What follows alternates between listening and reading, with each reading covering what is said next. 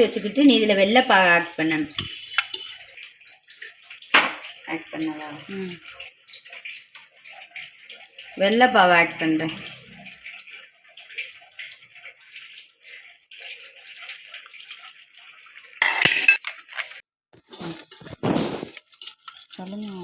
நல்லா வச்சு நல்லா இதை எண்ணெய் நல்லா மிக்ஸ் பண்ணிக்கிறேங்க. பச்சரிசி மாவையும் வெள்ளத்தையும்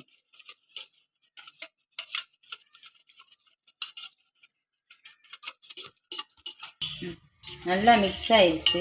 நீ வந்து மாவு சேர்த்துக்கிறேன். மாவு சேர்க்குறேன் பாருங்க. இது நான் எல்லாத்துக்கும் இட்லி தோசை ஆப்பம் எல்லாத்துக்கும் இதில் தான் எடுத்து வச்சுக்கிடுவேன்.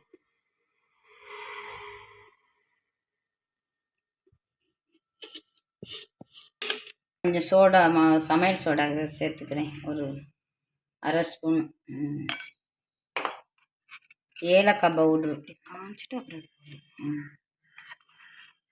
ஏலக்காய் பவுட்ரு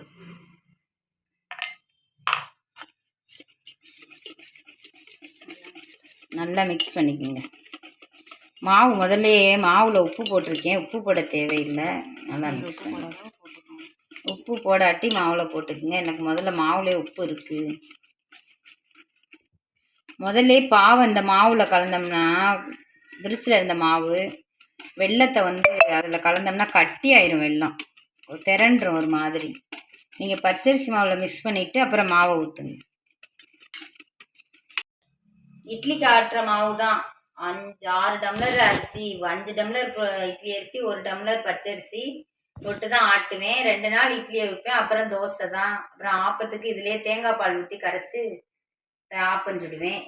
இது பணியாரத்துக்கு வந்து வெல்லம் கரைச்சி, ஏன்னா மண் இருக்கும், அதனால லேசாக பாவு பதம்லாம் வர தேவையில்லை. கரைஞ்சா போதும். இவ்வளோதான், ஈஸியாக சுற்றலாம். முட்டை வேணும். முட்டை வேணும்னா சேர்த்துக்கலாம். இதில் ஒன்று நாங்கள் இன்னைக்கு விரதம், அதனால் முட்டை சேர்த்துக்கலாம்.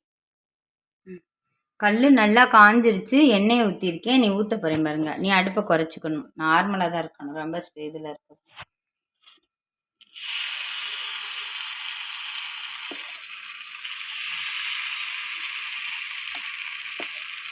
சொல்லிட்டு இந்த குழியில் ஊற்றுறேன் பாருங்க. என்கிட்ட சின்ன கண்ணாக தான் இருக்கும். புளிப்பு சட்டி, பனியார சட்டி. இந்த ஊற்றுறேன் பாருங்க. டீயை ஸ்பீடாக வைக்காதே, கருகிடும். இதில் வந்து வெங்காயம், கடுகு எல்லாம் தாளித்து வெங்காயம் வதக்கி கொட்டலாம். நான் வந்து இன்னைக்கு இனிப்பு பணியாரம் தான் செய்கிறேன். மூடி போட்டுருங்க. அந்த மாதிரில சேர்த்தியலோ? அப்போ ஊற்றலாம். நல்லா இருக்கும். கொஞ்சம் பச்சை வெந்துருச்சு. இந்த பிரட்டிட்டு ரொம்ப தீயை ஸ்பீடாக வைக்காதே, நார்மலாக வந்து